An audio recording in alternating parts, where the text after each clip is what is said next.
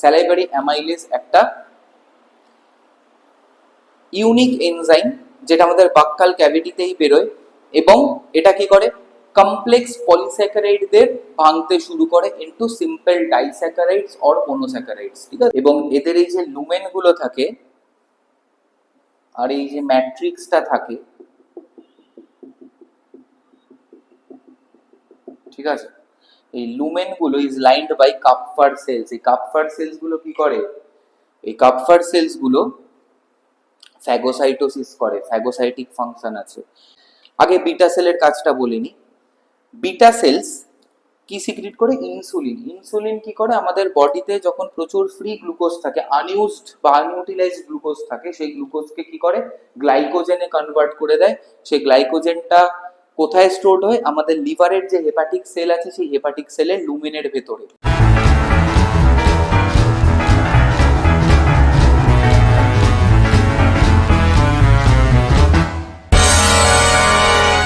Discuss about the various glands, ঠিক আছে। আমাদের ডাইজেস্টিভ সিস্টেমে প্রচুর গ্ল্যান্ড আছে, আমাদের মুখ থেকে শুরু করে স্মল ইন্টেস্টাইন অব্দি প্রচুর গ্ল্যান্ড আছে। সব গ্ল্যান্ডের ফাংশন আমাদের জানতে হবে না, ইনফ্যাক্ট সব গ্ল্যান্ডের ফাংশন এখন অব্দি কমপ্লিটলি জানা যায়নি। The human body is still a big mystery. তো প্রথমেই আমরা আসবো স্যালাইভারি গ্ল্যান্ডসে। তোমরা জানো স্যালাইভারি গ্ল্যান্ডে আমাদের তিনটে সেট আছে, সাবম্যাক্সিলারি, সাবলিঙ্গুয়াল আর parotid, parotid being the largest. First ক্লাসেই আমি এই তিনটে টাইপ অফ স্যালাইভারি গ্ল্যান্ডের লোকেশন এবং নামগুলো বলেছিলাম।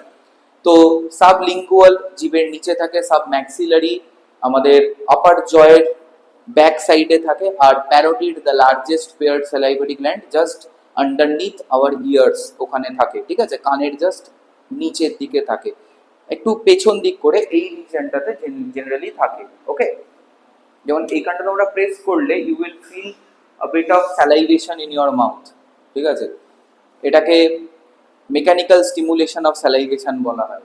তো এই প্যারোটিড গ্ল্যান্ড, সাবম্যাক্সিলারি, সাবলিঙ্গুয়াল যে সমস্ত গ্ল্যান্ডগুলো আছে সেখান থেকে মেনলি যে এনজাইমটা বেরোয় সেটা হচ্ছে স্যালাইভারি অ্যামাইলেজ। স্যালাইভারি অ্যামাইলেজ একটা ইউনিক এনজাইম যেটা আমাদের বাক্কাল ক্যাভিটিতেই বেরোয় এবং এটা কি করে কমপ্লেক্স পলিস্যাকারাইডদের ভাঙতে শুরু করে ইনটু সিম্পল ডাইস্যাকারাইডস অর মনোস্যাকারাইডস, ঠিক আছে। চিনি খেলে সুক্রোজকে প্রথম এই স্যালাইভারি অ্যামাইলেজ অ্যাটাক করে শুরু করে গ্লুকোজে কনভার্ট করার, অল্প অল্প, পুরোটা নয়, পুরোটা কনভার্টেড হয় গ্লুকোজে ইন দ্য স্টামাক। আর কি বেরোয়, লাইজোজাইম বেরোয়, টায়ালিন বেরোয়, ঠিক আছে, ইত্যাদি। লাইজোজাইমের মধ্যে এই থায়োসায়ানেট আয়নস থাকে। এই থায়োসায়ানেট আয়নস কি করে না, অ্যান্টি মাইক্রোবিয়াল প্রপার্টিজ আছে এই থায়োসায়ানেট আয়নসের। এই থায়োসায়ানেট আয়নসটা আমাদের বাক্কাল ক্যাভিটিকে স্টেরিলাইজ করে রাখতে হেল্প করে। ওকে, নেক্সট আমরা চলে আসবো স্টামাকে। স্টামাকের গ্ল্যান্ডদের গ্যাস্ট্রিক গ্ল্যান্ডস বলা হয়। অনেক রকমের গ্যাস্ট্রিক গ্ল্যান্ড থাকে, আমরা মেনলি তিন রকমের গ্ল্যান্ড নিয়ে পড়বো। ফার্স্টে হচ্ছে আমাদের peptic glands or chief glands or zymogenic glands বলা হয়।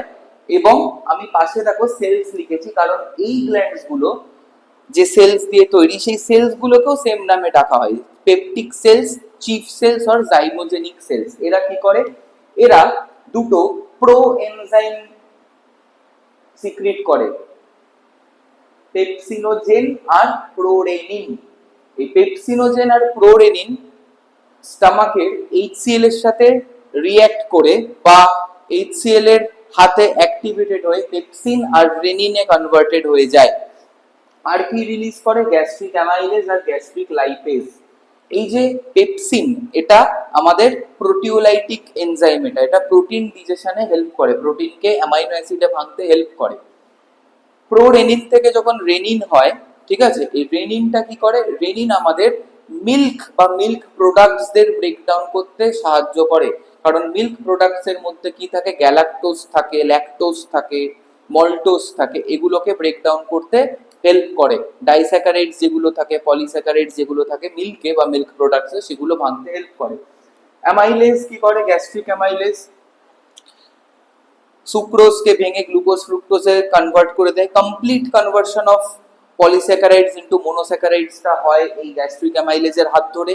আর গ্যাস্ট্রিক লাইপেজ কি করে, ফ্যাট বা লিপিড মেটাবলিজমটা কিক স্টার্ট করে। ঠিক আছে, এখানে কমপ্লিট হয় না, কমপ্লিট হয় কোথায়, স্মল ইন্টেস্টাইনে, বাট শুরুটা হয় হচ্ছে স্টমাকে with the help of gastric lipase. এই গ্যাস্ট্রিক লাইপেজ আর রেনিন একসাথে কিন্তু কি করে, একসাথে কিন্তু আমাদের মিল্ক ডিজেশনে হেল্প করে। মনে রাখবে, তোমাদের অনেকের মধ্যে একটা কুসংস্কার আছে যে সাপ বা স্নেকস এরা দুধ খায়। অ্যাকচুয়ালি আমরা খাওয়াইও অনেক সময় কুসংস্কারের বশবর্তী হয়ে। কিন্তু দেখতে পাবে, যদি কোনো অ্যানাটমির বইতে তোমরা দেখো বা ফিজিওলজির বই ঘেটে দেখো, তোমরা দেখবে যে রেপটাইলসদের, শুধু রেপটাইলসদের কেন, ম্যামালস বাদ দিয়ে আর অন্য কোনো অ্যানিমাল গ্রুপের মধ্যে এই পেপসিনোজেন আর প্রোরেনিন এনজাইমটা নেই। ওদের মধ্যে যে জাইমোজেনিক বা পেপটিক সেলস গুলো আছে ওদের স্টমাকের মধ্যে, তারা কিন্তু এই প্রোরেনিন বা পেপসিনোজেন সিক্রিট করে না। তার কারণ কি, পেপসিনোজেন অ্যাক্টিভ হয়ে কি তৈরি করে, পেপসিন তৈরি করে, আর এই প্রোরেনিন অ্যাক্টিভ হয়ে কি করে, রেনিন তৈরি করে। ঠিক আছে, এই রেনিন আর পেপসিন কিন্তু এবং তার সাথে এই গ্যাস্ট্রিক লাইপেজ, এই তিনটে এনজাইম কিন্তু মিল্ক ডাইজেশনে প্রচন্ড হেল্পফুল। প্রচন্ড হেল্পফুল কেন, এরাই মেন কাণ্ডারি দুধকে ডাইজেস্ট করার জন্য। তো বার্ডস, রেপটাইলস, অ্যাম্ফিবিয়ান্স, তোমরা যদি এদেরকে জোর করে দুধ খাওয়াও, তাহলে কি হবে, ওদের তো এই জাইমোজেনিক সেলস গুলো এই তিনটে এনজাইম সিক্রিট করে না, ওদের পেটের মধ্যে দুধটা আনডাইজেস্টেড হয়ে জমেই থাকবে। ঠিক আছে, মেটাবলাইজড হবে না, which will cause immense discomfort to their body, কারণ ফুড পয়জনিং হয়ে যাবে, তার থেকে ওরা মারাও যেতে পারে। এবার তোমরা জিজ্ঞেস করতে পারো যে সাপকে তো আমরা দেখেছি যে দুধ খাওয়ালে দুধ খেয়ে নেয়, ওয়াই? মনে রাখবে, এইগুলো কোনো ওয়াইল্ড স্নেকস নয়, এদের বন জঙ্গল থেকে তুলে এনে প্রচন্ড বাজেভাবে রাখা হয়, তাদেরকে কোনো কিছু খেতে দেওয়া হয় না, ইনফ্যাক্ট জলও দেওয়া হয় না, তো ওরা সিভিয়ার ডিহাইড্রেশনে ভোগে। মিল্কটা আনার সময় ওদের যেহেতু ফোর্ক টাং আছে, ওরা সেই টাং দিয়ে মিল্কের ভেতর ওয়াটার পার্টিকেল গুলোর প্রেজেন্স ডিটেক্ট করতে পারে, থ্যাঙ্কস টু দেয়ার জেকাবসন্স অর্গান। তো সেই ওয়াটার মলিকিউলগুলো ডিটেক্ট করলে ওরা বুঝতে পারে যে এর মধ্যে জল আছে, তো চলো এটা খেলে আমার তো জল খাওয়া হবে, এই সাইকোলজি থেকে ওরা মিল্কটা খায়। বাট তারপরে যেহেতু ওদের মধ্যে এই জাইমোজেনিক সেলস থেকে পেপসিনোজেন, প্রোরেনিন আর গ্যাস্ট্রিক লাইপেজ বেরোয় না, ওরা কি করে, ওদের মধ্যে পেপসিনোজেন বেরোয় কিছুটা, আমাদের মতো না, আলাদা কনফিগারেশনে বেরোয়, ওদের মধ্যে প্রোরেনিন আর গ্যাস্ট্রিক লাইপেজ বেরোই না, ইনফ্যাক্ট ওদের অ্যামাইলেজও বেরোয় না।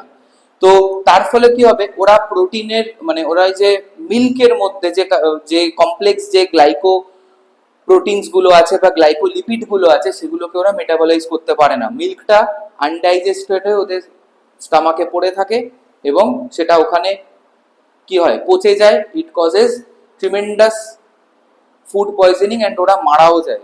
সো এগুলো কিন্তু আমাদের কুসংস্কার থেকে আমরা করি। ওকে, চলো নেক্সট টাইপের গ্যাস্ট্রিক সেলসে চলে যাই বা গ্ল্যান্ডে চলে যাই। অক্সিনটিক সেলস আছে বা এদেরকে প্যারাইটাল সেলসও বলা হয়, তার কারণ কি, এরা স্টমাকের ওয়ালের পেরিফেরি বা দুটো সাইডে থাকে, প্যারাইটাল রিজিয়নে থাকে। এরা কি করে, এরা এই এইচসিএল রিলিজ করে আর কি করে, কাসেলস ইন্ট্রিনসিক ফ্যাক্টর রিলিজ করে। এই Castle's intrinsic factor along with HCl activates various proenzymes such as pepsinogen and prorenin into pepsin and renin, মানে প্রপার হলো এনজাইমে ওরা কনভার্ট করে ফেলে ওগুলোকে। ঠিক আছে, লাস্টে আমরা আসবো মিউকাস অর গবলেট সেলসে। এরা মিউকাস রিলিজ করে। Mucus is nothing but a glycoprotein, a complex glycoprotein. এরা কি করে, এরা আমাদের স্টমাকের যে ওয়ালসটা আছে, যে গ্যাস্ট্রিক ওয়ালস গুলো আছে, সেটাকে এই এইচসিএল এর কোরোসিভ অ্যাকশনের হাত থেকে মানে প্রোটেক্ট করে, যাতে আমাদের স্টমাকের ওয়ালগুলো ক্ষয়ে না যায় দীর্ঘ সময় এই এইচসিএল এর কন্ট্যাক্টে থাকার জন্য। তাই এরা মিউকাস রিলিজ করে, সেই মিউকাস লেয়ারটা আমাদের স্টমাকের ইনার ওয়ালটাকে প্রোটেক্ট করে from the corrosive action of HCL. যদি এই গবলেট সেলগুলো আমাদের বডিতে না থাকতো, আমাদের স্টমাকটা পারফোরেটেড বা ফুটো ফুটো হয়ে যেত। অনেক সময় কি হয়, এই গবলেট সেলের বিভিন্ন রকমের প্রবলেম হয়, ইনফেকশন হয়। ইনফেকশন হওয়ার ফলে কি হয়, এইচ পাইলোরি বলে একটা ব্যাকটেরিয়া আছে, আগের দিন বলেছিলাম, যেটা ডুওডেনামে থাকে প্লাস স্টমাকের মধ্যেও থাকে। এরা অনেক সময় গবলেট সেলগুলোকে কি করে, নষ্ট করে দেয়। তো নষ্ট করে দেওয়ার ফলে মানে এরা এমন কিছু টক্সিনস রিলিজ করে যার জন্য গবলেট সেলগুলো মরে যায়। তো এর ফলে কি হয়, যে মিউকাস মেমব্রেনটা ক্ষতিগ্রস্ত হয়, যেখানে মিউকাস মেমব্রেনটা থিন হয়ে যায় বা অ্যাবসেন্ট হয়ে যায়, সেখানে HCl কি করে, স্টামাক ওয়ালটাকে কোরোড করে দেয়, যার ফলে আলসার তৈরি হয় বা ঘা তৈরি হয়, একেই আমরা গ্যাস্ট্রিক আলসার বলি, রাইট? তো this is all about stomach. Next আমরা আসবো লিভারে। Liver is the largest gland in our body. একটা অ্যাডাল্ট হিউম্যানে লিভারের ওয়েট 1.2 থেকে 1.5 কিলোগ্রাম অবধি হয়, ঠিক আছে? অ্যাডাল্ট মেলদের জেনারেলি 1.5 কিলোগ্রাম অবধি লিভারের ওয়েট হতে পারে, ফিমেলসদের 1.2 কিলোগ্রাম অবধি ওয়েট হতে পারে। এর বেশি যদি লিভারের ওয়েট হয়ে যায়, সেটা কিন্তু একটা এলমেন্ট, এনলার্জমেন্ট অফ লিভার বলে, ঠিক আছে? সেটা কখন হয়? সেটা হচ্ছে ওই যে আগের দিন তোমাদের বলেছিলাম, তোমরা যদি অতিরিক্ত জাঙ্ক ফুড খাও, অতিরিক্ত বাইল প্রোডাকশন করতে হবে লিভারকে, যার ফলে লিভারের দুটো লোব আছে, right lobe and left lobe, এবং দুটো লোব একটা thin membrane of connective tissue দিয়ে কানেক্টেড, যাকে গ্লিসান্স ক্যাপসুল বলে। একমাত্র ম্যামেলিয়ান লিভারেই এই গ্লিসান্স ক্যাপসুল পাওয়া যায়, ম্যামলসদের ছাড়া আর অন্য কোনো অ্যানিমাল ফাইলামে এই গ্লিসান্স ক্যাপসুল থাকে না। তো এই গ্লিসান্স ক্যাপসুলের, ঠিক আছে,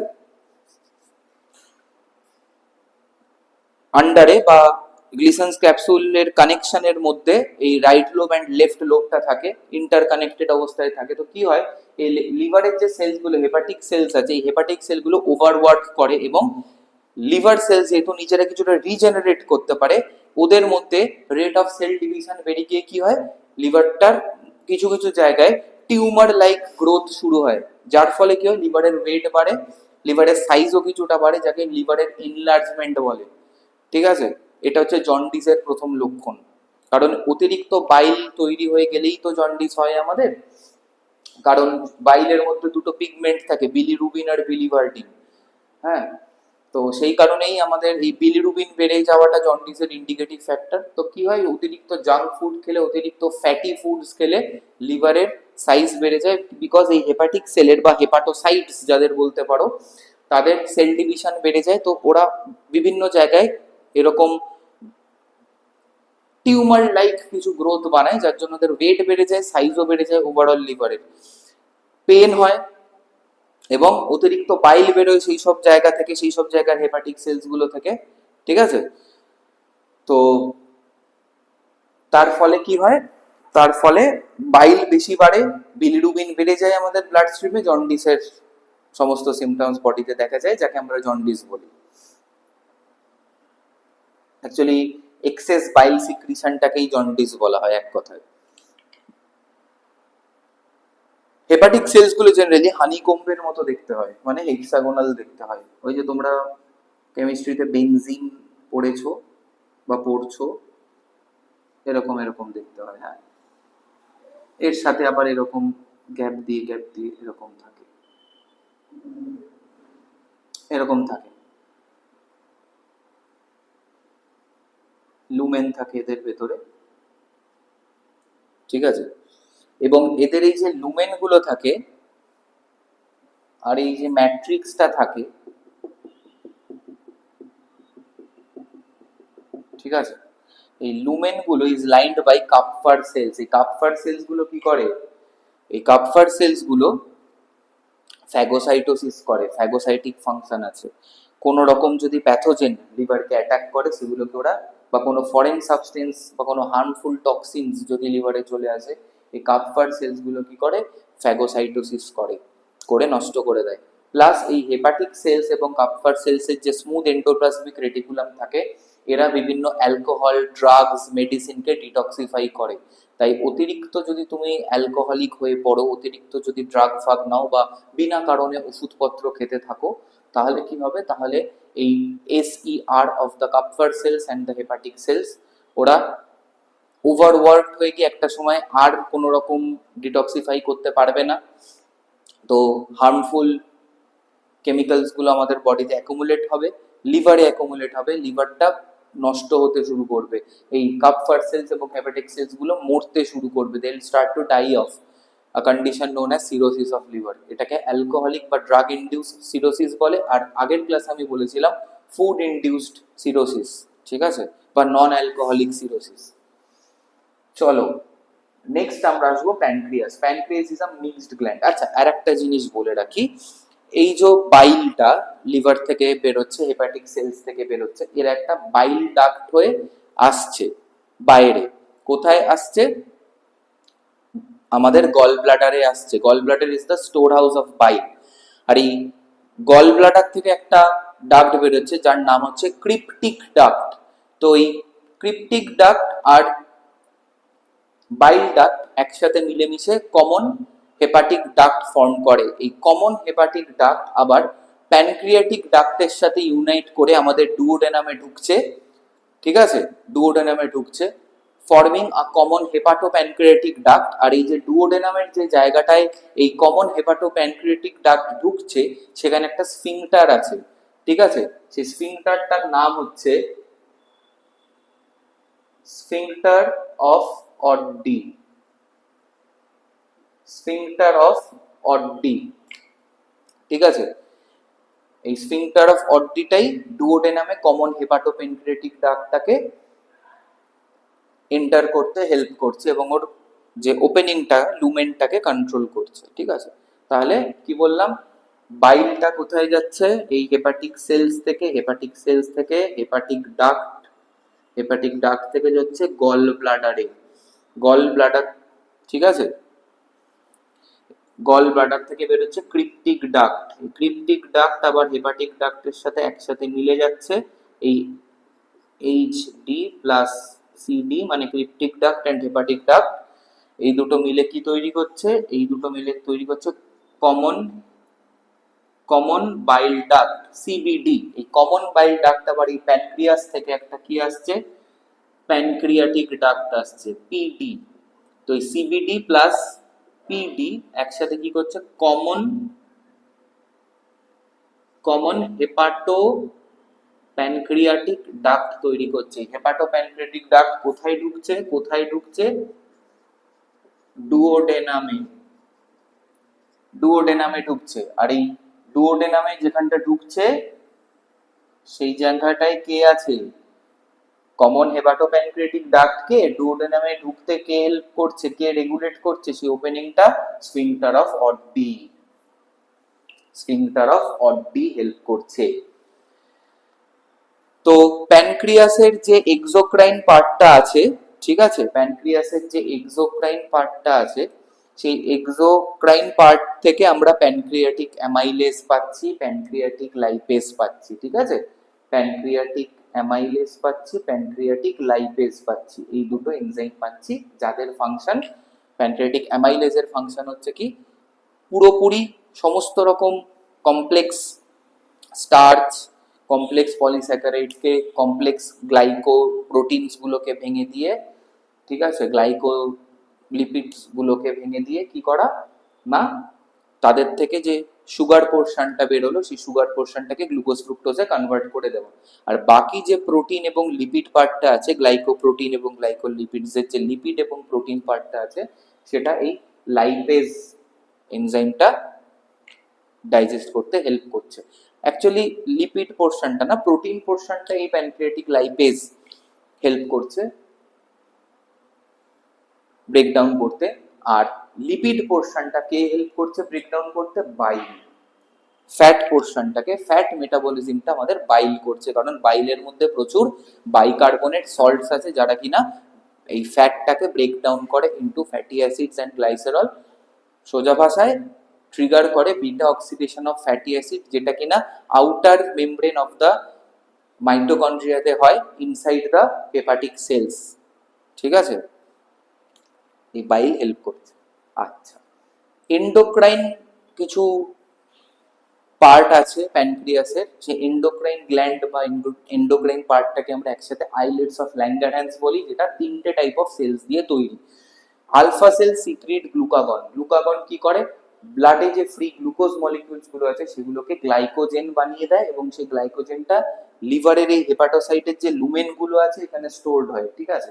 গ্লাইকোজেন কনভার্ট করে, গ্লুকোজ থেকে গ্লাইকোজেনে কনভার্ট করে এই আলফা সেল থেকে যে গ্লুকাগন বেরোয় তারা, এবং এই গ্লাইকোজেনটা লুমেন অফ হেপাটিক সেলস বা হেপাটোসাইটসে স্টোরড হয়। বডিতে যখন বা ব্লাড স্ট্রিমে যখন গ্লুকোজের অভাব হয়, যেটা গত ক্লাসেই আমরা আলোচনা করেছি, তখন এই গ্লাইকোজেনকে ভেঙে গ্লুকোজে কনভার্ট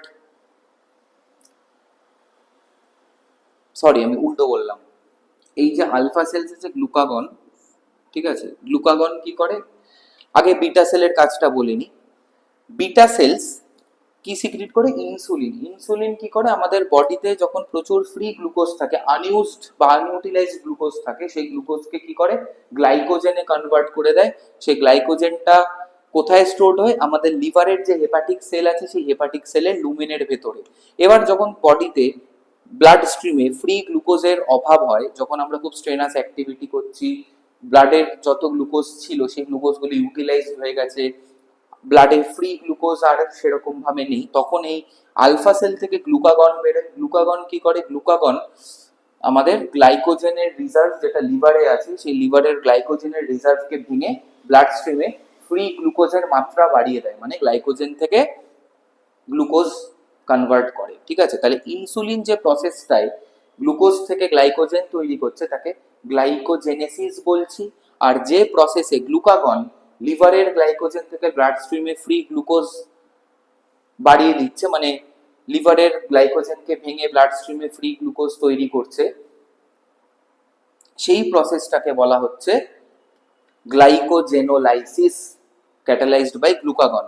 আর লাস্ট হচ্ছে ডেল্টা সেলস, যারা সোমাটোস্ট্যাটিন রিলিজ করে। এই সোমাটোস্ট্যাটিন জেনারেলি এই ক্যালসিয়াম আয়ন অ্যাবজর্পশন, যেটা active transport of calcium, phosphorus, potassium ইত্যাদি আছে, সেই অ্যাক্টিভ ট্রান্সপোর্টটাকে রেগুলেট করে হচ্ছে এই ডেল্টা সেল থেকে সিক্রিটেড হওয়া সোমাটোস্ট্যাটিন।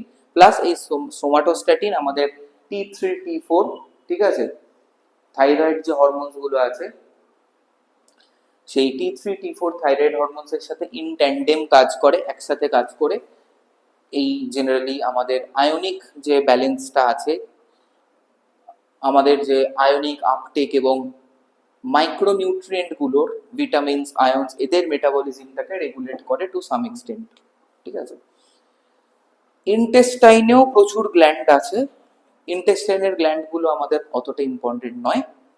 ইন্টেস্টাইনের গ্ল্যান্ডগুলো মেনলি আমাদের ওই সোমাটোস্ট্যাটিন রিলিজ করে, যেটা বললাম, আর্জেন্টাফিন সেল বা প্যানেট সেলস যেটা আছে, ক্রিপ্টস অফ লাইভার কোনে তারা লাইসোজাইম সিক্রিট করে, এই সমস্ত কিছুই এরা সিক্রিট করে। সেরকম ইম্পর্টেন্ট কিছু না, অলরেডি আমরা ডিসকাস করেছি। So this is all about the salivary glands, gastric glands, liver or the hepatic glands, the pancreatic glands, the important glands of our digestive system. ইন্টেস্টাইনের যে গ্ল্যান্ডগুলো আছে, ঠিক আছে, যেমন ধরো ডুওডেনামে ব্রুনার্স গ্ল্যান্ড বলে এক ধরনের গ্ল্যান্ড আছে। এরা কি করে, কিছু পার্টিকুলার অ্যালকালাইন সিক্রিশনস রিলিজ করে। কেন, তার কারণ হচ্ছে যে আমাদের যে কাইমটা যেটা স্টামাক থেকে বেরোচ্ছে সেটা তো প্রচন্ড অ্যাসিডিক, আর অ্যাসিডিক কোনো কিছু আমাদের ইন্টেস্টাইনের মধ্যে কিন্তু টলারেটেড হয় না, সেটা প্রপারলি মেটাবলাইজড হয় না। ঠিক আছে, ক্যাটাবলিজম এবং অ্যানাবলিজমে হেল্প, মানে খুব একটা অ্যাসিডিক ফুড বা অ্যাসিডিক মিডিয়াম হেল্প করে না। তাই অ্যাসিডিটি হলে আমাদের যদি স্টামাক অত্যধিক অ্যাসিড সিক্রিট করে, তখন কি হয়, তখন এই কাইমের গায়ে এক্সেস HCl লেগে থাকে, সেটা আমাদের proper digestion of food in the small ইন্টেস্টাইনকে হ্যাম্পার করে। ঠিক আছে, সেই প্রসেসকে হ্যাম্পার করে বলেই অ্যাসিডিটি হলে ইনডাইজেশন হয়, প্রপার ডাইজেশন হয় না।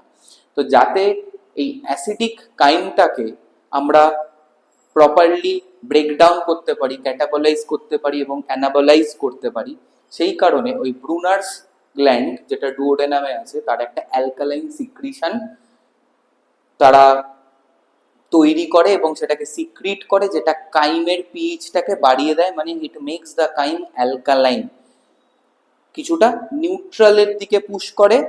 তারপরে যখন সেটা ইলিয়াম জেজুনামে পাস করে, সেটা আস্তে আস্তে অ্যালকালাইন হয়ে যায়। 7.8 মতো থাকে পিএইচ স্মল ইন্টেস্টাইনের। কেন, তার কারণ স্মল ইন্টেস্টাইনের যে সিক্রিশনস গুলো আছে, সমস্ত সিক্রিশনস গুলোকে একসাথে সাক্কাস এন্টেরিকাস বলা হয়। এই সাক্কাস এন্টেরিকাস কি করে, ওই পার্টলি ডাইজেস্টেড ফুড মেটেরিয়ালটার পিএইচটা 7.8 করে দেয়, স্লাইটলি অ্যালকালাইন করে দেয়, just above the neutral range, যার ফলে কি হয়, প্রপার মেটাবলিজম হতে পারে, প্রপার ব্রেকডাউন হতে পারে, প্রপার অ্যাবজর্পশন হতে পারে, ঠিক আছে? এবং স্লাইটলি অ্যালকালাইন ফুড পার্টিকেলসরাই কিন্তু আমাদের সেলের ভেতর প্রপারলি অ্যাসিমিলেটেড হতে পারে। সো স্মল ইন্টেস্টাইনের গ্ল্যান্ডুলার ফাংশন বললে আমরা এটুকুই আলোচনা করব, এটাই ইম্পর্টেন্ট।